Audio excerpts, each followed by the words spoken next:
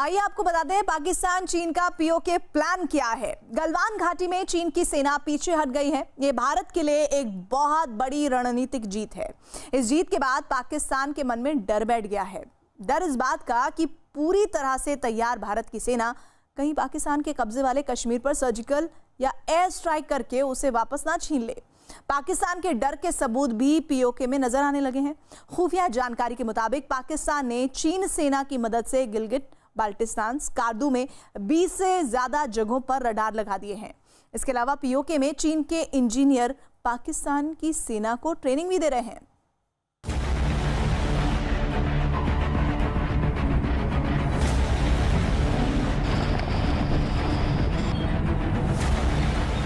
लद्दाख की गलवान घाटी में गूंजा जय हिंद।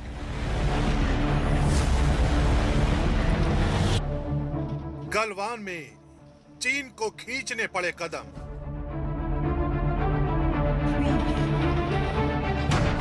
भारत की जीत से पाकिस्तान का निकला दम। 6 जुलाई की दोपहर को यह तय हो गया कि गलवान घाटी भारत की है और चीन ने अपनी सेना भी पीछे हटा ली है। जब से भारत को ये बड़ी रणनीतिक जीत मिली है, तब से पाकिस्तान की सेना और पाकिस्तान के प्रधानमंत्री इमरान खान की हालत खराब हो गई है। पाकिस्तान को एक बार फिर इस बात का डर सताने लगा है कि भारत पाकिस्तान के कब्जे वाले कश्मीर पर सर्जिकल स्ट्राइक या एयर स्ट्राइक न कर दे।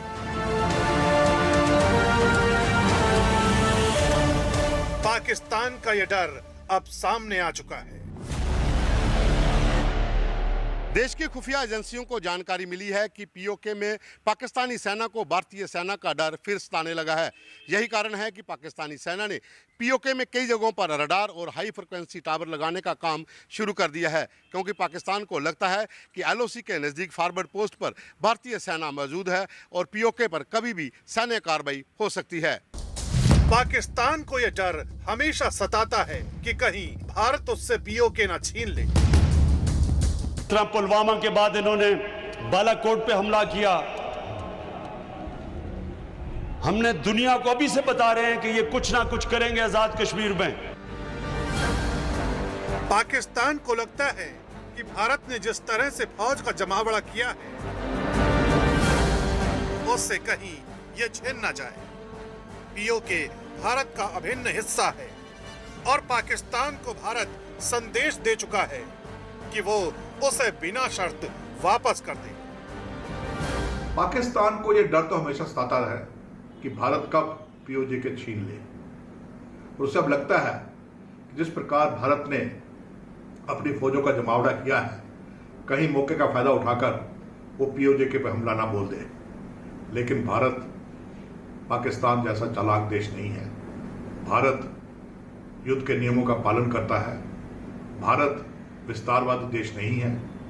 हाँ, पीओके हमारा है, हम पीओके लेकर रहेंगे। पाकिस्तान को यह डर सता रहा है। इसका अंदाजा आप इन तस्वीरों से लगा सकते हैं। ये तस्वीरें लद्दाख के लेह से आई हैं, जहां बॉर्डर रोड ऑर्गेनाइजेशन लगातार अपना इंफ्रास्ट्रक्चर मजबूत कर रहा है।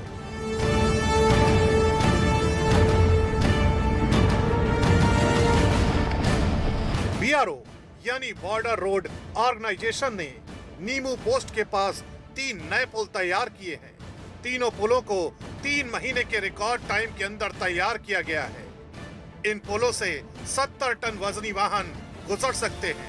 इन पुलों से सेना के टैंक, साजो सामान कम समय में एलएसी तक पहुंचाया जा सकता है। Any sort of load of the Indian Army or to the civil, any sort of load like it's a class 70R load bridge. It is capable of bearing the load, any load class. Now there is no hindrance to the movement of the Indian Army as well as the civil traffic. चीन और पाकिस्तान इस बात को जानते हैं कि भारत की सेना पूरी तरह तैयार है, इसलिए पाकिस्तान को पीओके जाने का डर सता रहा है। यही कारण है कि पाकिस्तान पीओके में अलग अलग जगहों पर रडार सिस्टम लगा रहा है। पाकिस्तान ने पीओके में 20 से ज्यादा जगहों पर रडार सिस्टम लगाए हैं। खुफिया सूत्रों से मिली जानकारी के मुताबिक पाकिस्तान ने चकोटी सेक्टर के ठोठा, चिनारी में रडार लगाए हैं। इसके अलावा मुजफ्फराबाद सेक्टर के पीर चनासी, कोटा सेक्टर के नीलसर, रावलाकोट सेक्टर के टोली पीर, नीलम वैली के सतवाल टॉप और लीपा सेक्टर की महबूब गली में रडार तैनात किए गए हैं। ये सभी जगहें पुंछ और उरी सेक्टर के दूसरी तरफ यानी सीमा पार पीओके में है।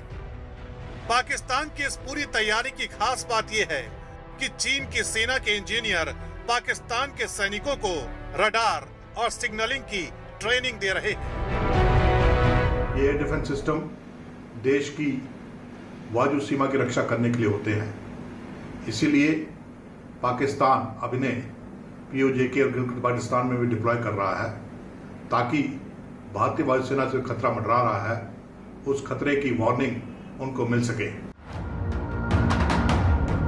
खुफिया एजेंसियों के सूत्रों का कहना है कि चीन की सेना पाकिस्तान की सेना को इस काम में मदद दे रही है।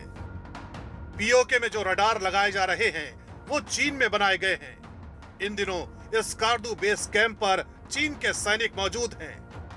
चीन के करीब 30 सैनिक पाकिस्तानी सेना के अधिकारियों को ट्रेनिंग दे रहे हैं। स्कार्दू बेस कैंप के अलावा मुजफ्फराबाद और बालाकोट में भी पाकिस्तान सेना की ट्रेनिंग जारी है। चीन जो है उसका मुख्य टारगेट पीओके है। पीओके में वो अपने कई प्रोजेक्ट जो हैं वो शुरू किए हुए हैं। मंगला डैम से लेकर जितना भी वो सी पैक का इलाका है, उन इलाकों में वो अपनी पकड़ बनाए हुए हैं। कई प्रोजेक्ट वहाँ पर काम कर रहे हैं, चाइनीज़ कंपनीज वहाँ पर काम कर रही हैं। और पीओके के अंदर चाइना का जो बैठना है वो आहिस्ता आहिस्ता उस पूरे इलाके को, गिलगित बाल्टिस्तान का कई इलाका है, स्कर्दू का बहुत सा इलाका है जो इस समय चाइना की पकड़ में आ चुका है। पीओके में इस रडार सिस्टम की तैनाती के अलावा पीओके में ड्रोन से निगरानी करने की तैयारी भी है। पाकिस्तान सेना ने हाल ही में चीन से बराक ड्रोन खरीदे हैं। ये ऊंचाई वाले इलाकों में तैनात किए जाने की तैयारी की जा रही है, क्योंकि पाकिस्तान सेना के पास इस समय जो ड्रोन हैं वो पीओके में कारगर साबित नहीं हो रहे हैं। कमांड कंट्रोल सिस्टम दिशा निर्देश के लिए और मिसाइल को ट्रैक करने के लिए या दुश्मन के हवाई जहाज को ट्रैक करने के लिए होता है।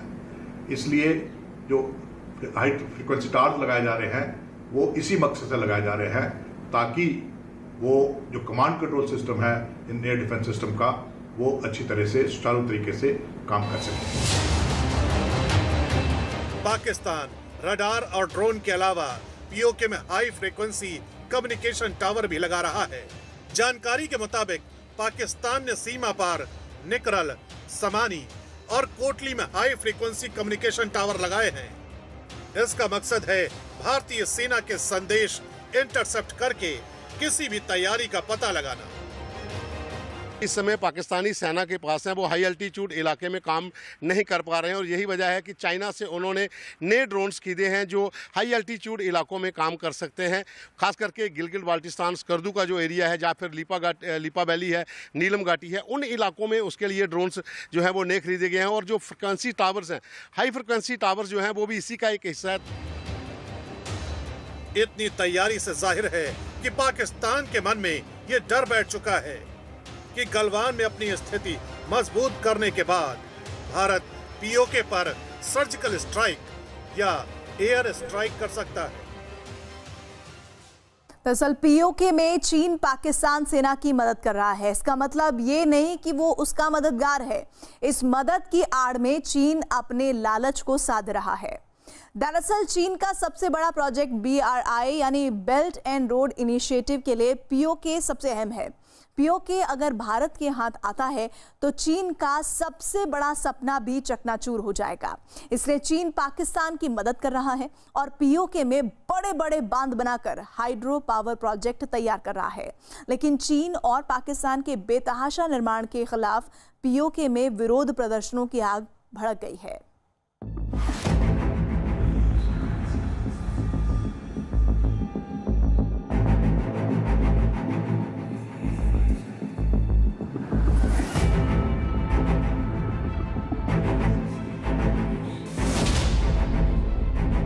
जिनपिंग के हाथों में इमरान का हाथ इसलिए है कि पाकिस्तान इस वक्त चीन के लिए बड़े फायदे का सौदा है। दरअसल पीओके चीन के लिए लाइफलाइन बन चुका है। चीन का सबसे बड़ा और महत्वाकांक्षी प्रोजेक्ट पीओके के बिना पूरा नहीं हो सकता। गलवान पर भले ही चीन अपना दावा ठोककर पीछे हट गया हो, लेकिन पीओके को वो भी भारत का हिस्सा मानता है और यहीं से चीन की मुश्किल शुरू हो जाती है, क्योंकि अगर पाकिस्तान के हाथ से पीओके गया तो उसका बीआरआई यानी बेल्ट एंड रोड इनिशिएटिव दम तोड़ देगा। चीन के बेल्ट एंड रोड इनिशिएटिव का मतलब है एक सड़क के जरिए चीन से यूरोप, एशिया और अफ्रीका के देशों को जोड़ना। ये सड़क पाकिस्तान के कब्जे वाले कश्मीर से होकर गुजरती है। इसलिए पीओके के इस प्रोजेक्ट को सीपीईसी यानी चाइना पाकिस्तान इकोनॉमिक कॉरिडोर भी कहा जाता है। इसी एक प्रोजेक्ट के चलते चीन के लिए पीओके लाइफलाइन की तरह हो गया है।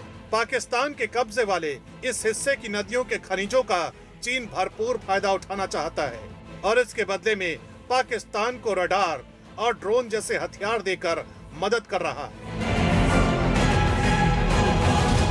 भारत के साथ पूर्वी लद्दाख में तनाव के बीच पाकिस्तान और चीन ने 6 जुलाई को अरबों डॉलर का समझौता किया। पाकिस्तान ऑक्युपाइड कश्मीर के कोहाला में 2.4 अरब डॉलर के हाइड्रो पावर प्रोजेक्ट के लिए यह समझौता हुआ। समझौते के दस्तखत के दौरान पाकिस्तान के प्रधानमंत्री इमरान खान और चीन के राजदूत याओ जिंग भी मौजूद रहे। ये प्रोजेक्ट चीन के लिए बहुत अहम है। इस प्रोजेक्ट के जरिए चीन बिजली पैदा करके अपने देश में सस्ती बिजली मुहैया कराने की तैयारी कर रहा है। पाकिस्तान के कब्जे वाले कश्मीर के कोहाला में चीन ने 1124 मेगावाट का हाइड्रो पावर प्रोजेक्ट बनाने की तैयारी शुरू कर दी है। चीन की कंपनी ने झेलम नदी पर बांध बनाने का काम छेड़ दिया है। इससे पहले मई के महीने में भी चीन ने 40 साल से रुके पड़े दियामेर भाषा बांध के निर्माण में पाकिस्तान की मदद करने का ऐलान किया था, जिसका भारत ने पुरजोर विरोध किया था। लेकिन अब पाकिस्तान के कब्जे वाले कश्मीर में ही चीन के दखल का विरोध शुरू हो गया है।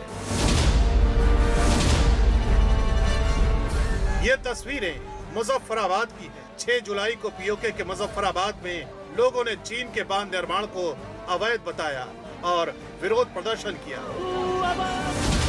पीओके के मुजफ्फराबाद में चीन के खिलाफ प्रदर्शन तेज होने लगे हैं।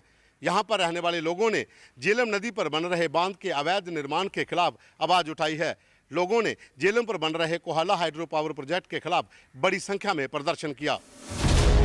प्रदर्शनकारियों ने चीन का बांध निर्माण रोकने की मांग रखी। लोगों ने चीन से पीओके की नदियां बचाने की मांग उठाई। खास बात ये कि पीओके में रहने वाले लोगों ने पीओके को एक विवादित क्षेत्र बताया।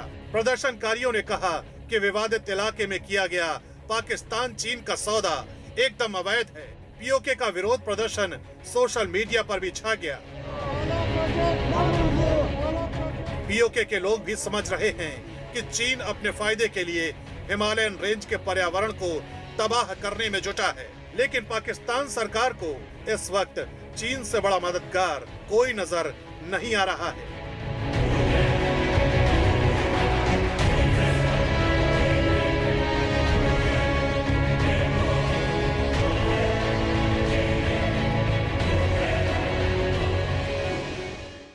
बड़ी खबर आ रही है। लद्दाख में एक पेंगोंग लेक से चीन की सेना का जमावड़ा कम होना शुरू हो गया है। सेना के सूत्रों से मिली जानकारी के मुताबिक फिंगर 4 पर जमा चीनी सेना की संख्या कम हुई है और चीनी सेना ने कुछ टेंट भी हटा लिए हैं।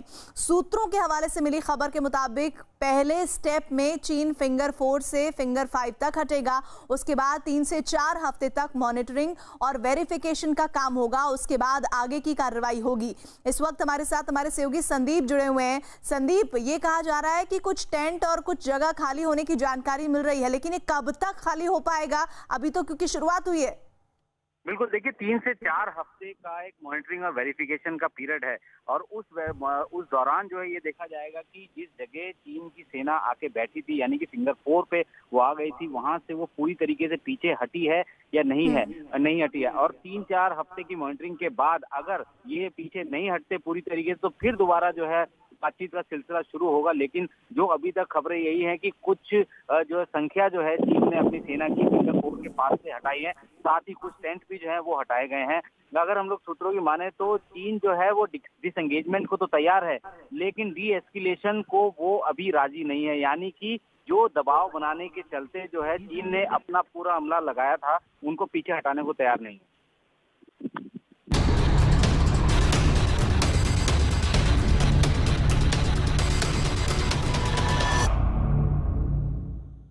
कोरोना ने पूरी दुनिया को हिला दिया है। चीन के वुहान से निकले इस वायरस ने तबाही और बर्बादी की ऐसी कहानियां लिखी हैं कि अब लोग यही चाहते हैं कि जल्द से जल्द इस वायरस से छुटकारा मिले। लेकिन साल 2020 की इस बेहद मुश्किल घड़ी में चीन पर अब ब्यूबोनिक प्लेग का खतरा मंडराने लगा है। मंगोलिया के एक शहर में सामने आया ब्यूबोनिक प्लेग के मामले ने सरकार को अलर्ट जारी करने पर मजबूर कर दिया है। चूहों से फैलने वाला यह प्लेग बेहद घातक और जानलेवा माना जाता है।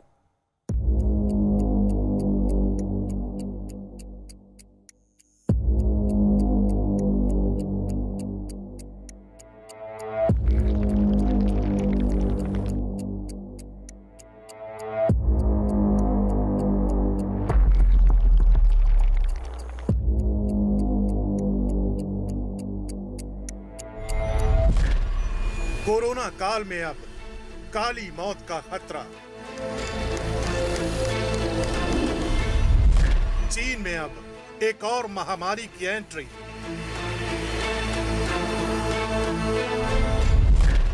अब ब्यूबोनिक प्लेग से कांप उठा है चीन।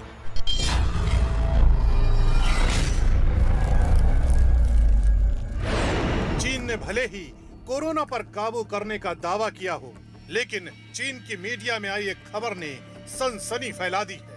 दावा किया जा रहा है कि चीन में ब्यूबोनिक प्लेग ने अपनी दस्तक दी है। खबरों के मुताबिक इनर मंगोलिया में ब्यूबोनिक प्लेग का मामला सामने आया है। Now, the bubonic plague, one of the deadliest diseases in human history, has been reported in China. A livestock farmer in Inner Mongolia was confirmed on Sunday to have the disease. यही वजह है कि Mongolia के जिस शहर में bubonic plague जैसी खतरनाक बीमारी का मामला सामने आया है, वहां इससे बचने के लिए अलर्ट जारी कर दिया गया है। चीन के लिए ये साल मुश्किलों भरा रहा है।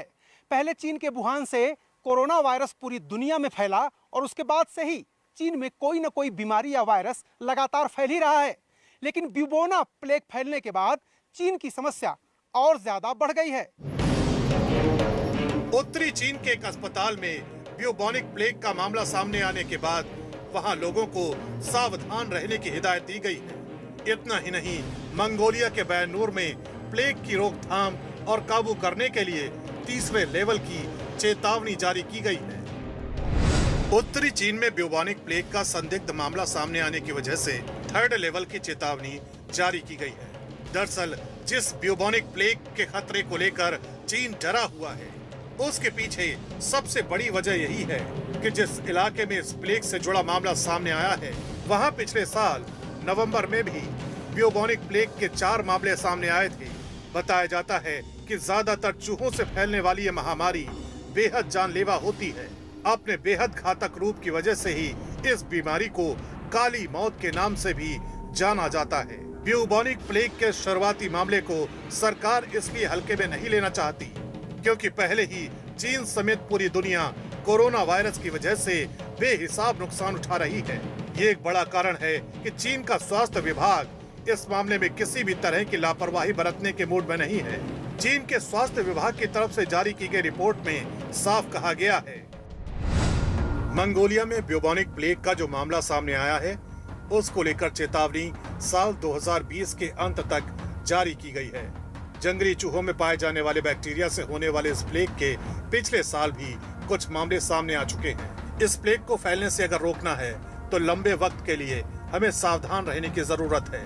इस प्लेग से जुड़े इतिहास को देखकर इसके खतरे की अनदेखी एक भयानक चुनौती सामने ला सकती है।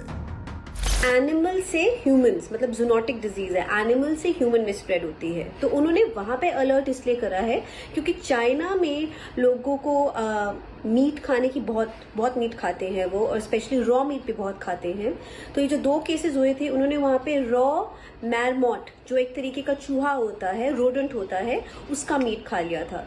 तो इसलिए उन्होंने वहां पे अलर्ट करा है उस एरिया के लिए लोगों को कि आप आगे जाके और ये मीट ना खाएं, क्योंकि आमतौर पे ये जो बैक्टीरिया होता है ये एनिमल्स में पाया जाता है, रोडेंट्स में पाया जाता है। दरअसल ब्यूबोनिक प्लेग एक ऐसी महामारी है जो सबसे पहले जंगली चूहों को होती है। चूहों के मरने के बाद इस प्लेग का बैक्टीरिया पिस्सों के जरिए इंसान के शरीर तक पहुंच जाता है। इसके बाद जब ये पिस्सों इंसानों को काटते हैं तो अपने भीतर मौजूद खतरनाक तरल को इंसानों के शरीर में छोड़ देते हैं। बस इसी के बाद से इंसान ब्यूबोनिक प्लेग की चपेट में आ जाता है। कई मर्तबा तो ये इस कदर घातक साबित होता है कि इसकी चपेट में आए किसी शख्स की धीरे धीरे मौत हो जाती है। दरअसल ब्यूबोनिक प्लेग के फैलने का तरीका एकदम अलग है। ये कोरोना वायरस की तरह इंसानों से इंसानों में नहीं फैलता, बल्कि जंगली चूहों के मरने के बाद उनके पिस्सुओं के जरिए इंसान में फैलता है। शोध ये बताते हैं कि चूहों के मरने के 2 से 3 सप्ताह बाद ये प्लेग इंसान तक फैलता है। यानी चीन में ब्यूबोनिक प्लेग का जो मामला सामने आया है, उसकी जड़ें मंगोलिया के किसी जंगल से जुड़ी हो सकती हैं, जहां चूहों की मौत के बाद कोरोना काल में ये प्लेग एक बार फिर अपने पांव पसार रहा है। चीन में जिस ब्यूबोनिक प्लेग को लेकर इस साल के अंत तक के लिए चेतावनी जारी की गई है, उसका इतिहास बेहद डराने वाला है, क्योंकि जब जब इस प्लेग ने अपने पांव पसारे हैं, तब तब दुनिया के अलग अलग इलाकों में इसकी वजह से करोड़ों लोगों को अपनी जान से हाथ धोना पड़ा है। ये एक बड़ी वजह है कि इस प्लेग की रोकथाम के लिए स्वास्थ्य विभाग ने एड़ी चोटी का जोर लगा दिया है। न सिर्फ इस प्लेग के फैलने के सोर्स का सही पता लगाया जा रहा है, बल्कि लोगों से ऐसे इलाकों से दूर रहने को भी कहा गया है जहां जंगली चूहों का खतरा है।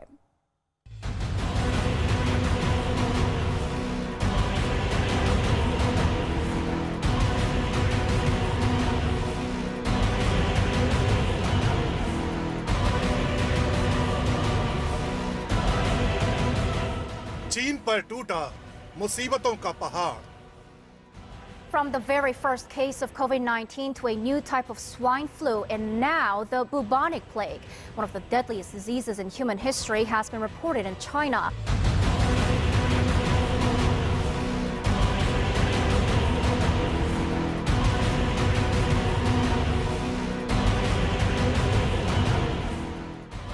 छह महीने में दूसरी बार ब्यूबोनिक प्लेग की दस्तक।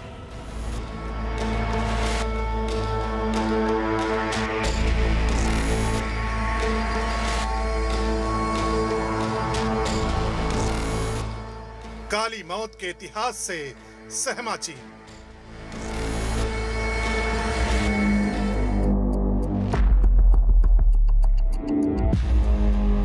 जिस चीन पर दुनिया में कोरोना फैलाने का आरोप है, वही चीन अब एक ऐसे खतरे की ओर आगे बढ़ रहा है जहां कोरोना काल से भी बड़ी चुनौतियों का उसे सामना करना पड़ सकता है।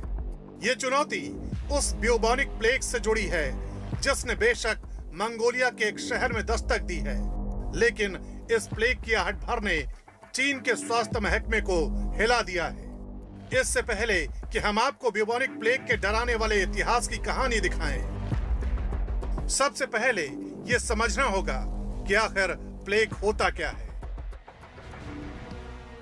विश्व स्वास्थ्य संगठन की रिपोर्ट के मुताबिक प्लेग एक फैलने वाला रोग है। प्लेग जूनोटिक बैक्टीरिया यर्सनिया पेस्टिस की वजह से होता है।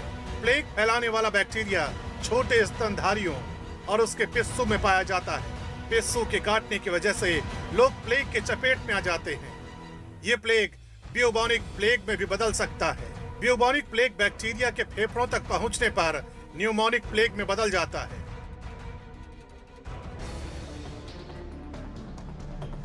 ब्यूबोनिक प्लेग के खतरे का अंदाजा ऐसे ही लगाया जा सकता है कि जब जब इसने दुनिया को अपने शिकंजे में लिया, तब तब इसकी वजह से करोड़ों लोगों की मौत हुई। ब्यूबोनिक प्लेग से जुड़ा इतिहास बताता है कि अब तक कुल 3 बार ये बीमारी दुनिया पर कहर बनकर टूट चुकी है। पहली बार 6वीं और 8वीं सदी में इसकी चपेट में आने से लगभग 5 करोड़ लोगों को अपनी जान गंवानी पड़ी थी। 1347 ईस्वी में दूसरी बार जब इस बीमारी ने अपनी दस्तक दी, तब यूरोप की 1/3 आबादी इसकी वजह से खत्म हो गई थी। ब्यूबोनिक प्लेग का तीसरा हमला 1894 के आसपास हुआ, तब हांगकांग के आसपास 80,000 लोगों की मौत हो गई थी। इतना ही नहीं, इस प्लेग की वजह से भारत में भी दहशत देखी जा चुकी है। 1994 में भारत के 5 राज्यों में ब्यूबोनिक प्लेग के करीब 700 मामले सामने आए थे, जिनमें 50 से ज्यादा लोगों की मौत हो गई थी। उस समय 5 करोड़ से ज्यादा लोगों की मौत हो गई थी एंड इसने लगभग 30 से लेकर 7% तक की यूरोप की पॉपुलेशन को अफेक्ट कर दिया था। एशिया की पॉपुलेशन को बहुत बुरी तरीके से अफेक्ट कर दिया था। बहुत तेजी से फैला था और इसके कारण इतना डर है क्योंकि अगर ये प्लेग फैलना शुरू कर जाता है, अगर ब्यूबोनिक प्लेग के केसेस बढ़ते हैं तो ये अल्टीमेटली न्यूमोनिक प्लेग बन जाएगा। न्यूमोनिक प्लेग मतलब लंग्स को जब अफेक्ट करता है तो ये इंसानों में बहुत तेजी से फैलता है। माना जाता है कि ये जीवाणु दक्षिण पश्चिम चीन के यूनान में पैदा हुआ। 1894 में दुनिया के अलग अलग इलाकों में हाहाकार मचाने के बाद इस प्लेग के मामले लगातार कम होते गए। हालांकि 2010 से 2015 के बीच दुनिया भर में ब्यूबोनिक प्लेग के 3,248 मामले सामने आए, जिनमें से 584 लोगों को अपनी जान गंवानी पड़ी। यही वजह है कि ब्यूबोनिक प्लेग को मध्यकाल में ब्लैक डेथ या काली मौत भी कहा जाता था। ब्यूबोनिक प्लेग के लक्षणों पर की गई रिसर्च बताती है कि इस बीमारी के दौरान इंसान को तेज बुखार और शरीर में बेहिसाब दर्द होता है। अगर किसी शख्स को ब्यूबोनिक प्लेग होता है तो उसकी नाड़ी भी तेज चलने लगती है। इसके अलावा 2 से 3 दिन में शरीर में गिल्टियां निकलने लगती हैं। ये गिल्टियां 14 दिन में पक जाती हैं। नाक और उंगलियां सड़कर काली पड़ने लगती हैं। गिल्टियां निकलने की वजह से इस बीमारी को गिल्टी वाला प्लेग भी कहते हैं। इस दौरान अगर मरीज को सही इलाज न मिले तो उसकी भयानक मौत भी हो सकती है। ये बैक्टीरियल इन्फेक्शन है तो इसमें फीवर, बॉडी एक, सिर दर्द तो आमतौर पे पाया जाता है, पर सबसे कॉमन चीज पाई जाती है जो लिम्फ नोड्स होते हैं, जो हमारे लिम्फ नोड्स होते हैं उसमें उसके अंदर एक स्वेलिंग हो जाती है जो ब्यूबोनिक प्लेग होता है। अब जैसे ही ये इन्फेक्शन ब्लड में आ जाती है तो ये लंग्स में फैल सकती है और लंग्स में आके ये न्यूमोनिक प्लेग बन जाती है। न्यूमोनिक प्लेग ह्यूमंस में खतरा कॉज कर सकती है क्योंकि ये एयरबॉर्न होती है और ये ह्यूमन टू ह्यूमन ट्रांसमिशन इससे हो जाता है।